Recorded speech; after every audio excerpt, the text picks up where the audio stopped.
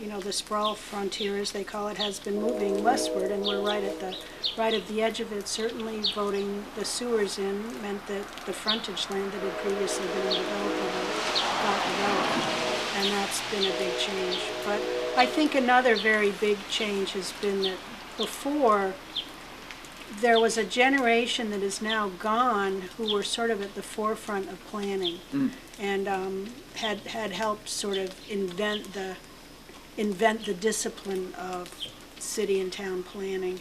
And the people who started the planning boards and put together the early master plans and open space plans, and we had sort of established a very strong foundation. And that whole generation is gone, and the thing that I have come to realize recently is that there has to be sort of a re-education. Right now it's sort of find a project, bring it to town, and then do spot zoning to let it come in, rather than having plans. And our master plan is way out of date, and our open space plan is almost two decades out of date.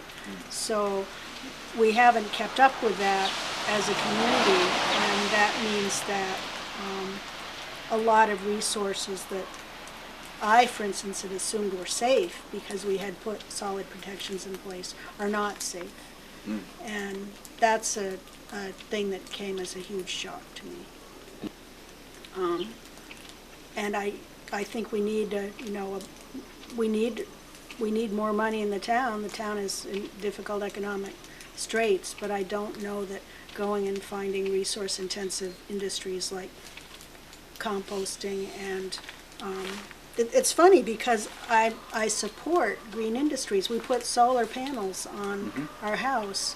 I support green energy and all these other things, but I think when you have a town that does not have easy access to major roadways, bringing in industries that are going to largely be dependent on many truckloads of materials being brought into town on a daily basis and ongoing operations on a 24-hour basis, may not be the kinds of amenities that will improve the quality of life for people who have chosen to be here.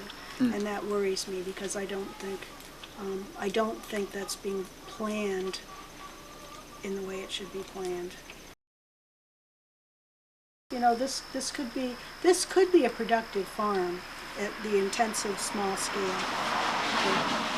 It takes a lot of work, but can also be really, really rewarding for the right people. And I think that's what we're really hoping that it will go to ultimately. There's no question that the land is there and the potential is there. We've done what we could. We'll continue to do that. I think, somebody younger with a vision, with a commitment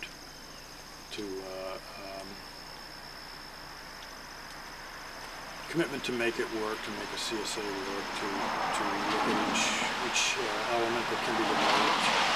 And I don't mean develop for the house on it, I mean develop to, this will be good for strawberries, this will be good for, corn, that kind of thing. I mean, we could not have done it without holding jobs,